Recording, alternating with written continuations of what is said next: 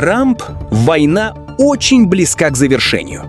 Президент США Дональд Трамп в интервью Fox News заявил, что военный конфликт с Ираном почти окончен. По словам президента, совместные удары США и Израиля, начатые 28 февраля, согласовали свою цель — предотвратить показ в Тегеране предоставления оружия. Трамп намекнул, что новый раунд мировых отношений может состояться в Исламабаде в ближайшие 2 дня.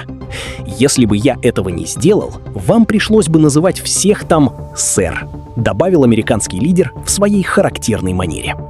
Источник — журнал Time, «Рассвет». Морская блокада Ирана. Центком заявляет о полном контроле. Центральное командование США, Центком, объявило о полной реализации плана по блокированию иранских портов. Всего за 36 часов властям удалось остановить практически все морские коммерческие перевозки в Иран и из него. Несмотря на это, иранские СМИ сообщают, что по меньшей мере один супертанкер, направившийся под санкции, смог пройти через Ормузский пролив в порт Имам Хомейни. Ситуация в море остается крайне сложной. За последние сутки американские эсминцы захватили 8 судов, принадлежащих Ирану. Источник — Энкари, «Рассвет». Трамп. Война очень близка к завершению. Президент США Дональд Трамп в интервью Fox News заявил, что военный конфликт с Ираном почти окончен. По словам президента, совместные удары США... Внутренняя дестабилизация в Иране. Режим военного времени. Глава верховной власти Ирана Галям Хосейн Мохсени Эджеи поручил судам перейти к состоянию войны, что означает ускоренное вынесение смертных приговоров политическим лидерам. За последний месяц в стране было казнено 13 человек, имеющих титул с недавними протестами.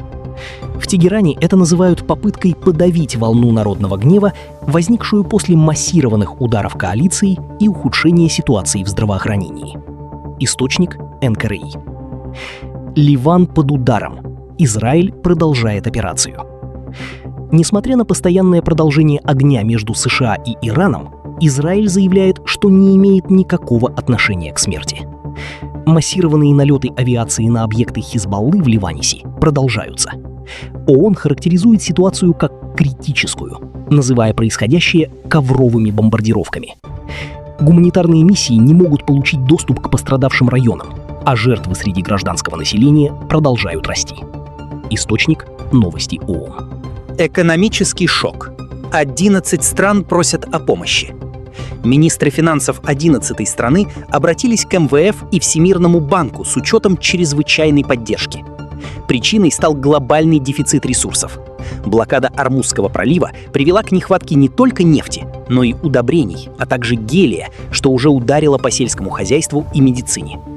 В Пакистане, несмотря на дефицит топлива, были введены ежедневные 2-часовые отключения электроэнергии. А Саудовская Аравия экстренно выбрала пакет помощи в размере $3 миллиардов для поддержания региональной экономики. Источник — Рассвет, НКРИ.